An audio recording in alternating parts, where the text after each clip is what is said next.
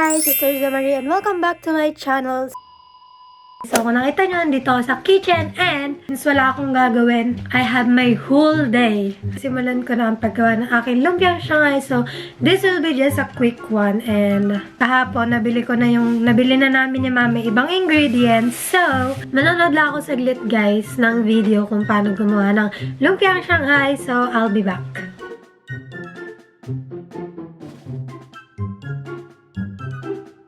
Kailangan pala i-prepare ko na yung mga... Wait. Daming kalat sa lamesa! So, kinuha ko na tong bowl daw. Mix daw lahat ng ingredients. So, let's make sure, guys, na malinis yung kamay natin. Mag-tutorial ako ng Lumpiang Shanghai. Malinis yung kamay ko. Shredded carrots. Anyway, guys, meron kasi kami na tong... Everything will be easier kasi meron kami na tong pang-shred. So, what I'm gonna do is... So, I'm pretty sure na hindi naman nakasama itong tangkay na to. So, kinat ko na siya. And guys, so ipipil ko lang tong carrots. Anyway guys, kung mapapansin nyo, wala si aking Mother Earth kasi may work pa sila ni Papa. So, mag-isa ako dito sa bahay and kahapon, sabi ko, nagke-crave ako sa Lumpiang Shanghai. So, isip ko na bumili na ng ingredients habang namamalengke kami ni Mama para pag-uwi nila, kakainin namin. And kakat ko siya siguro into 3. Okay, napukpok ko na ang ating bawang. Diyos ko, forgive me. Pag napanood na naman to ng nanay ko, sabihin na naman nun.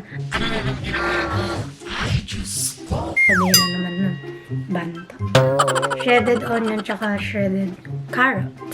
So, papataw sa inyo kung gaano kadali, guys. Pakita ko sa inyo, guys. Dito ko lalagay ang ating onion. Garlic. Sasama rin pala dito yung garlic. Takpan na natin. Pull natin dito. Makita nyo, unti-unti na siya. Ayan.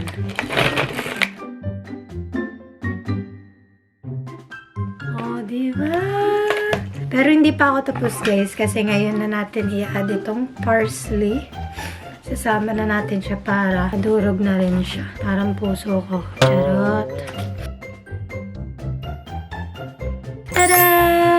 O, diba guys? Super easy, diba? So, kung nakita nyo guys, 1 minute lang, meron na tayong shredded onion, carrots, garlic, and parsley. Ayan na, very easy. Mimix ko na siya sa ground pork. Tada! So, na kailangan mag-cut. Thanks to this. Para na ang professional yun. Nalagyan ko ito ng egg. Tapos, going to mix everything together. Mix everything together. Gagong na naman ako dito eh. Lagyan ko kayong toyo. Baka mag-iba yung lasa. Alam niyo yun. Iba kasi yung toyo nila dito, so I'm not sure. Iba yung toyo dito. Siyempre, iba yung toyo nandito. Iba yung toyo sa Pilipinas. Malakas toyo naman sa Pilipinas eh. Iba yung mga Pinoy.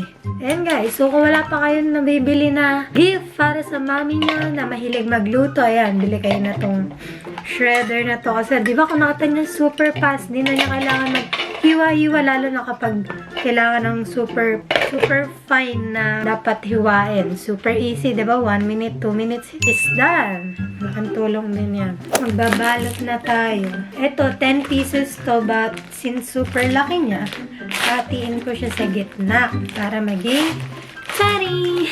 Ayan guys, simulan ko nang mag-wrap. Hindi ko na kailangan manood kasi sabi ko nga sa inyo, nakagawa na kami na to dati. So, the last step will be easy for me. So, ito. 12 seconds later. Oh my God. Oh my God. Nagkamali ako ng hati. Oh my God. Wala naman kaming ganito. La! Oh my God! Perfect na sana. Nagkamali ako. Oh my God. Hinati ko sa gitna. Imbis na pa ganun. Oh my God! Alam nyo naman, nobody's perfect. So, oh my God! Ang tanga-tanga ko. Last step na eh. The last step will be easy for me. So, ito. Anyway, wala ako ibang choice kasi wala nang extrang ganito. Ano ba yan? Imbis na perfect na eh. But then again, nobody's perfect. So, tuloy. 12 seconds later. Wala, hindi pwede. Wait nga, try ko mga isa. Tanga. Ano ngayon to? Mama, I need you in my life talaga. Ano ba yan? Lumpiang Shanghai na lang, Eriza Marie. You mess up pa. Galing mo talaga. Another epic fail. Wala nang choice eh. Ito ni. Kamali na eh. 12 seconds later. Tanga-tanga ko pa. Paturo-turo pa ako sa inyo. Sabi ko, kakat ko na. Hindi ko naisip. Alam nyo guys, after 5 tries, hindi ko na to talaga kaya. Hindi ko na to itutuloy. 12 seconds later. Hindi na ako makatiis. Bisit na ako sa ginagawa ko sa buhay ko. I don't want to mess up. No.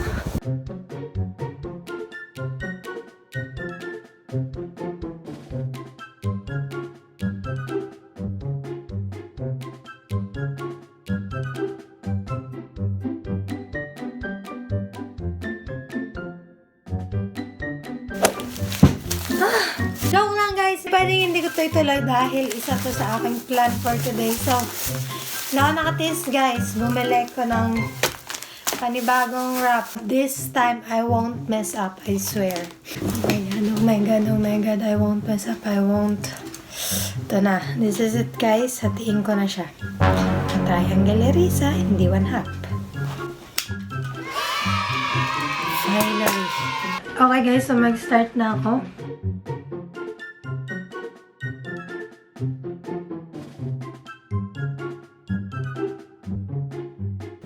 Practice makes perfect. But then again, nobody's perfect. So why practice? Ayan, mamadaliin ko na to kasi inabot na ako ng petsa. Sana may lasa. Yan pala pinaka-importante. Sana may lasa tong gawa ko. Kasi kung wala, hindi pa tayo gumawa. Anyway guys, kamusta nga pala yung Pasko nyo? Comment down below kung paano kayo nag-spend ng Christmas. Actually, hindi na nga ako nakapag-vlog ng Pasko. Kasi nga, nasa work ako and... So, I decided na ngayon na lang ako mag-vlog kasi sobrang haba ng holiday na to. So, I'm sure there's a lot of things that will happen on the next few days. I hope na makapag-travel din kami. That's my wish. I hope you had a great year, guys. Kasi ako, yes, I had a great year. Super daming blessings this year. Hindi lang sa akin, pati sa the whole family. Sa mga pamilya namin sa Pilipinas, dito rin sa amin, super. So, I hope magtuloy-tuloy hindi lang sa akin, sa lahat ng mga mahal ko sa buhay. Yan lang ang wish ko sa 2020. And may another wish talaga for 2020 is more positivity, more happiness. Kasi I know hindi naman naging perfect to 2019. There's a lot of ups and downs, but sabi nga nila, everything happens for a reason. So, I learned a lot from those. And sana kayo din, pag may nangyayari sa inyo na bad or anything na hindi maganda, take that as a lesson. Hindi nyo masyadong dadamdamin. Yun din yung naiisip ko lagi sa sarili ko. Tsaka, alam niyo yun, maging strong kayo kasi at the end of the day, kayo lang yung nandyan para sa sarili nyo. Alam niyo yun? Wala, super thankful lang ako talaga. Pag inisip ko yung nag-recap ako ng mga moments na nangyari, super thankful ako. Kahit may mga pinagdaanan kami, kahit may mga bad na nangyari, is lagi ko na lang iniisip na mas maraming good na binigay si Lord sa akin. Minsan din kina-question ko yung sarili ko na what did I do to deserve all of this? Lahat ng meron ako ngayon, lahat ng nararanasan ko ngayon, hindi ko alam what did I do on the past para bigyan ako ni Lord ng super great blessings. Alam ko may iba't ibang ways si Lord para i-bless tayong lahat in different ways, in His ways. So, let's just trust God on His ways kasi He has His own ways. Anyway, balik na tayo dito sa lumpia ko kasi ang dami ko na naman nasabi. So, i-comment nyo rin sa baba kung ano yung wish nyo for this year. Grabe nga rin talaga, bilis din talaga na birthday ko na naman, tatanda na naman ako. Sometimes I question myself lang kung what will happen to me, mga ganun. Siguro lahat naman tayo minsan natatanong sa sarili natin kasi dami natin gustong gawin sa buhay, kaya lang minsan yun, parang ang hirap, ganun. Anyway, tapos na tayo guys. Ayan guys, so ito lahat ng nagawa ko. Naka-25 ako. Oh my God, I did it. So anyway guys, mamaya naman ipapakita ko yung pagluluto ko naman na sa Shanghai. Kaya lang, siguro pagdating na yun nila mama, para alam yun, masarap kainin yun kapag bagong luto. So, I'll see you guys later. Mama! Hey guys! So, andito na si mama. Iluluto ko na yung Shanghai na ginawa ko kanina. Totoong Shanghai ba yan? Hindi. Ano kaya lasa na to? Experiment lang. Nalagyan mo ba ng aji yan?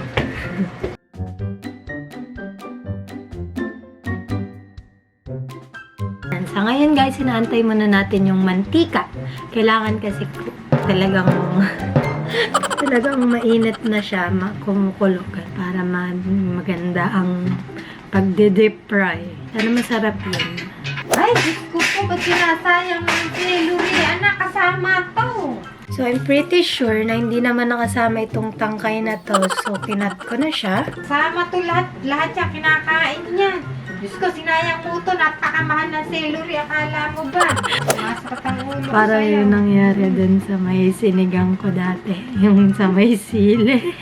Kinukat ko to. Parang hindi naman kasi siya kinukat. Okay, nilalagay ako ng isang cut at isang hindi cut. Hindi ko talaga alam, so lalagay ko siya ya. Hindi ko alam kung isasama yung tangkayo. Sinasama yun, Diyos ko. Simulan na natin. Parang small, medium, large yung size niyan. Ay, kasi yan, may story kasi yan. Malalaman mo Story na pa ba? lang sa vlog eh. Ano yan? Kung ba't nagkaganito.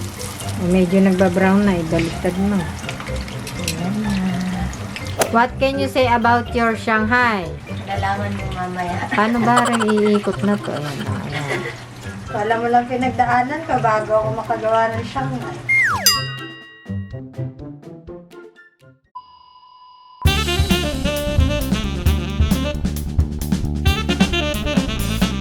Titikman ko muna ng walang sauce para kung may lasa. Mamaya, mapahiya naman sa ginawa ko na tikman ko na.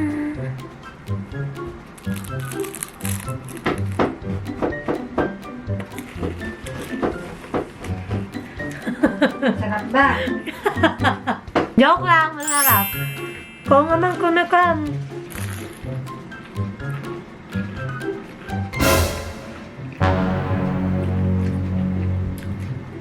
Sarap! Dami mo, ano nga? Sarap na sauce! Sarap nga no? Anyway, na nagtatapos ang ating vlog, ang ating Shanghai vlog. Ayan na, so kakain na rin kami guys. So, natikman na namin ang aking Shanghai. Yes, that's it guys for today. So, yun lang. Bye guys!